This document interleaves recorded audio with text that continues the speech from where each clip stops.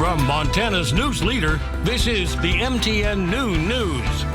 Good afternoon, I'm Dianne Parker. Jason has our Tuesday forecast, plus turning grief into a gift. That's the mission of one man running his way through Montana this week. But first, our top story. After a long Labor Day weekend on the water, one man is simply thankful to be alive after a terrifying trip down the Yellowstone. In fact, that man is pushing for change now after the intense situation. MTN's Alina Howder has the story. After he was sucked through this water intake ditch, Torben Fox made it out here on the other side, thankfully with just some scrapes and bruises.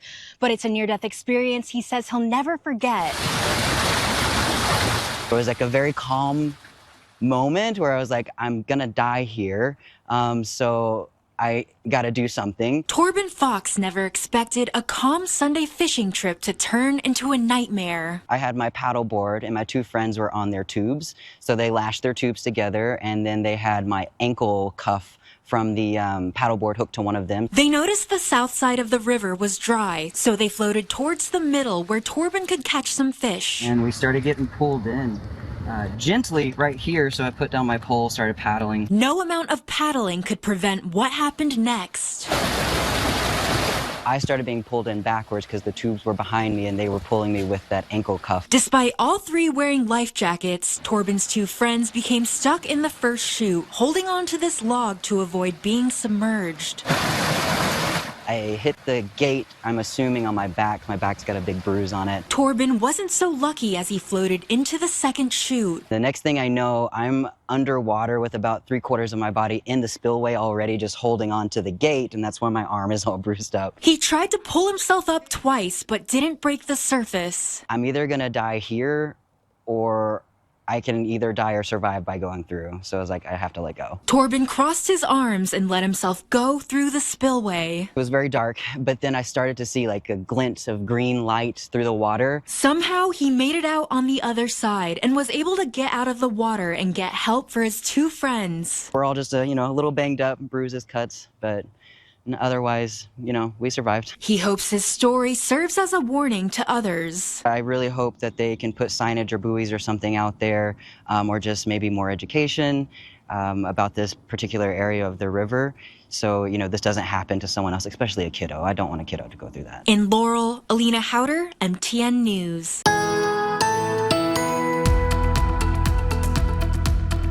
And good Tuesday afternoon, everyone. Taking a look around Montana, Idaho, and Wyoming. It's nice to have some rain showers. Also have some thunderstorm activity. The most active weather is in western Montana. We have some thunderstorms rumbling between Hamilton and Stevensville, pushing right over Hamilton, getting close to the Steve Eye. Also some showers and thunderstorms just to the southwest of Deer Lodge, pushing into Powell County. So expect some rumbles of thunder there. A little bit less active weather further to the east. We have some showers and storms, though, between Ennis and West Yellowstone. Also some showers push through Billings, now closer to Hardin right now, and some active weather from the High Line southward all the way through Garfield County. But what about the next 7 days? Hard to believe it's already September. I'll have a complete 7-day forecast coming up in a few minutes. A pedestrian was killed in a hit-and-run wreck on Central Avenue in Billings last night around 9 p.m. Police closed the area around the 2400 block near Winco while the scene was under investigation. The driver and the vehicle was later located. The Billings Police crash team continues to investigate. One woman is dead after a single-engine plane crash near Meeteetse, Wyoming Sunday. According to the Park County coroner, that plane went down around 11 in the morning in the Absaroka mountain range. The woman, a passenger on the plane, died on scene while the pilot survived and was taken to a Billings hospital for treatment. The plane went down near the tallest point of the mountain range at more than 13,000 feet. As of now, a cause of the crash and the woman's identity have not been released. Another wildfire is taking off near the Montana-Wyoming border. The Silver Spoon fire in northern Campbell County in Wyoming has now burned 1,700 acres, forcing evacuations along Bitter Creek Road. Now, this is a photo from Savannah Graham taken from the Silver Spoon Ranch, hence the fire's name. The blaze is burning just east of the Remington fire, about a quarter mile from the Montana border. That is according to the Broadus Volunteer Fire Department. Now, they also posted a number of images. You can see see here. Campbell County officials said good progress was made Sunday to contain it.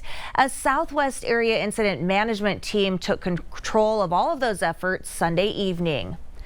Congress is still hashing out the details of a new farm bill, but Montana agriculture advocates and lobbyists urge swift action before programs are impacted.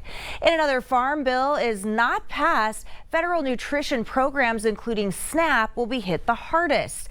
The last farm bill allotted more than $300 billion to SNAP programs, but funding for those benefits will go away if a deal is not reached. The Montana Grain Growers Association says it does not want to see that happen, and they are working to keep funding for nutrition programs available. You don't have one without the other. And the way I see it is we produce these products, these food products. And so if they go into food programs, that's just a win-win for both of us to give to the needy, but use our food that we raised as part of it. Congress has until the end of this month to reach that new deal.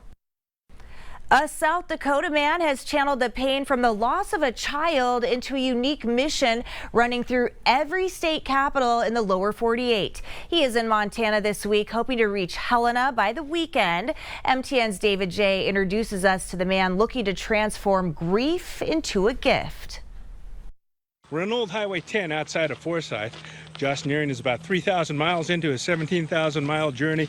He's doing this all in honor of his daughter, who died several years ago. Now he has motivation to help others. In the early afternoon, Josh was about 17 miles into his run after starting at 3 in the morning. The hardest part is mentally just keeping yourself in the game to get those miles in, because it's hard to just keep going. The Nearing's daughter, Lily, died in a car crash in Wyoming 7 years ago when she was 13 years old. We call her an old soul, a joyous girl that found fullness in life in every aspect. She loved music and dance and athletics and food and her family and church. 3 months after Lily had passed, and I was in the darkest time. Stacy Nearing says on her first Mother's Day after Lily died, it helped her to tell the story of her daughter, and she has found that helps others too. I found healing in listening to their stories, and then they found healing just sharing their story. The family started Survivors to offer support to those who have lost a loved one or friend. Survivors is a service organization, and really to help people who are dealing with grief to find a soft place to land and a reasonable and good way to move forward in life. The run started in Rapid City, South Dakota, and will take Josh and his family to 48 states to help raise awareness about grief. The whole family is taking the trip, and the children will start homeschool on Friday. Josh is the only one running all 17,000 miles, but Stacy and crew director Noah Buchholz will keep Josh company on parts of the run. Every week at some point, I feel like I'm definitely carried by angels, and yeah, it's awesome. The plan is to arrive in Billings on Tuesday and to Helena on Friday. Near Forsyth, David J., MTN News.